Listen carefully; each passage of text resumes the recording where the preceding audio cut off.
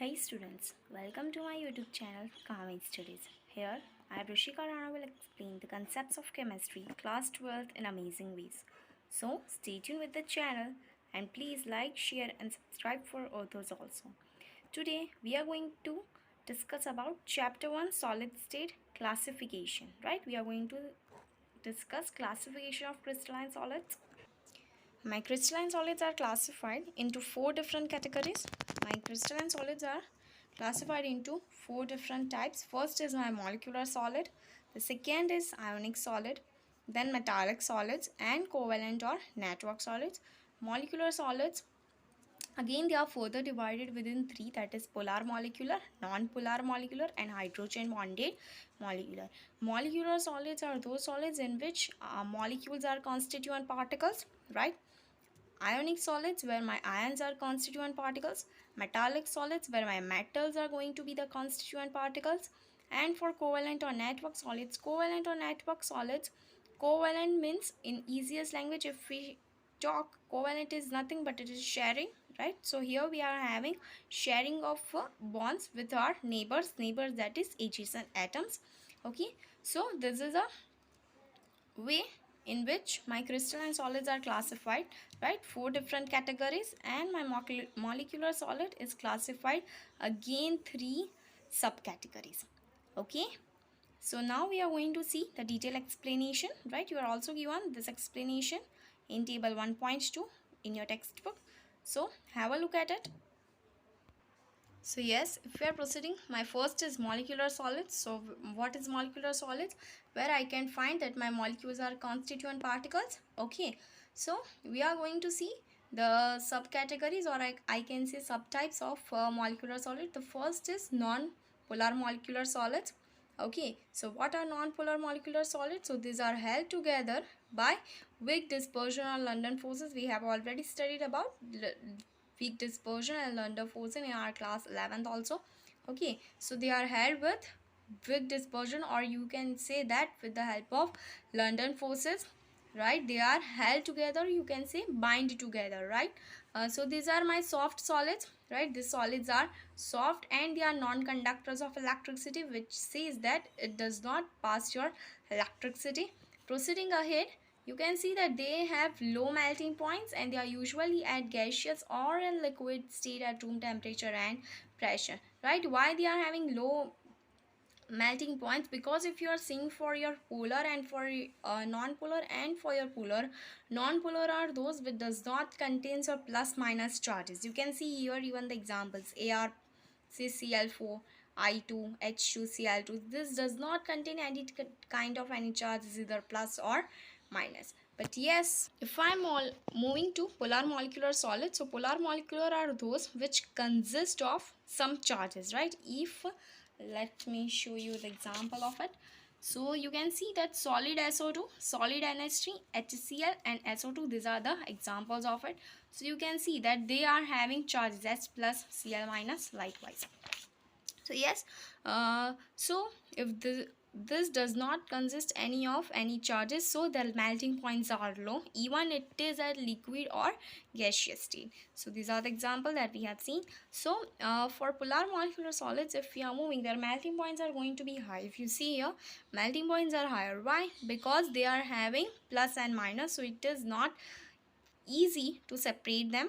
So yes, polar molecular solids, they are held by stronger dipole-dipole interactions, right? They are having my dipole-dipole, but it is stronger, so we can't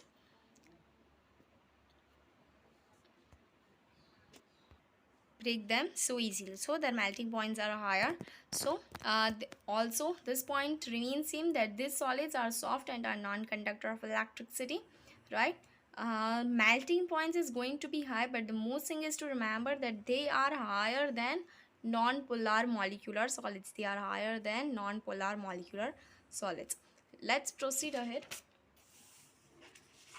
Molecules such as HCl, SO2, etc. are formed by polar covalent bonds. These are formed with the help of my polar covalence bond. And if proceeding ahead, seeing the example, solid SO2, solid NH3, HCl and SO2. These are the examples of it.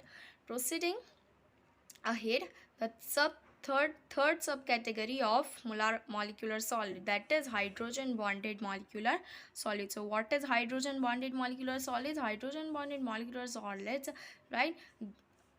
The word hydrogen itself says that it is formed with the help of hydrogen. So absolutely correct, my hydrogen is going to form covalent, polar covalent bond with HF, HO, H and atom. So it is going to form covalent bond with all these atoms.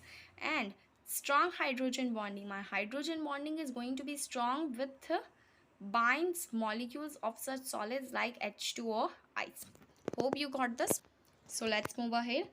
These are generally volatile liquids. Volatile liquids means if you put in air, right, if you without closing it, right, if you put in air, if you are taking some container or a beaker and if you are putting it in air without closing the lid, right, without covering it, so you are going to notice that they are going to be vaporized into the atmosphere. So they are called as volatile liquids, or you can say they are having soft solids at room temperature and pressure. And again, they are non-conductors of electricity, right? They are non-conductors. So my all non-polar molecular solids are non-conductor of electricity, as well as they are soft solids. So this points remains the same. Okay, this points remains same. So let's proceed ahead to the next classification, that is ionic solid. So as I have told you, my ions are going to be constituent particles in ionic solids, right? So many of you, as we have discussed in our earlier video, that constituent particles are nothing but they may be atom, molecule or either ion. Next, proceeding ahead, such solids are formed by three-dimensional arrangement of cations and ions, right? So this is formed with the help of 3D arrangement. 3D arrangement is held here with the help of cations and anions. My cations, that is my positive ions, and anions, that is negative ions, by strong Coulombic and electrostatic forces, right? This is Coulombic forces. Next, if proceeding ahead, they are, as ionic solids, they are very much strong. Even they are strong than my polar molecular solids, because they are held with strong Coulombic force.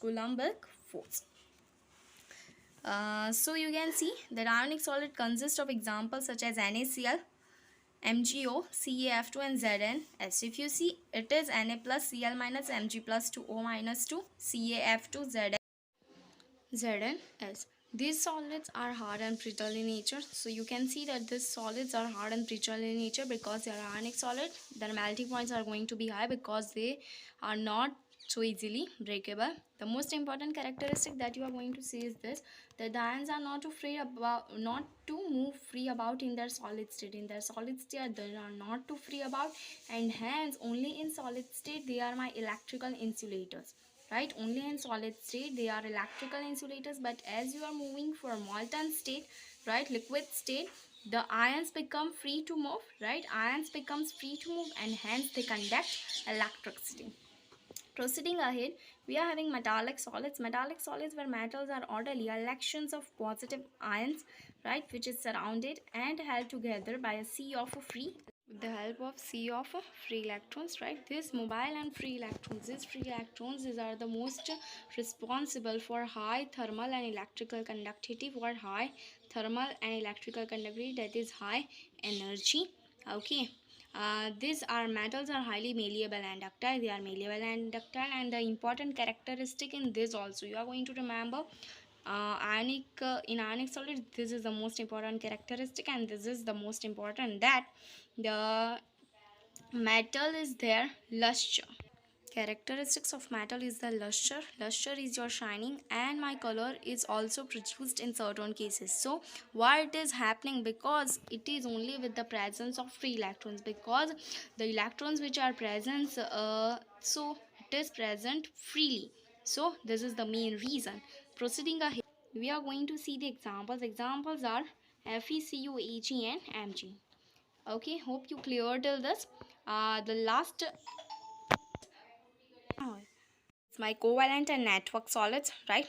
Covalent or network solids. Covalent or network solid, which is formed with the help of sharing of bonds, or you can say sharing of bonds. So let's see ahead. A wide variety of crystalline solids of non-metal which results from the formation of covalent bond. As you can see, my covalent bond is formed, right? It is formed between whom? It is formed between adjacent atom. Adjacent atom, that is my neighbor's atoms throughout the crystal, through the whole crystal, and these are called as my giant molecules. These are strong and directional in nature as well.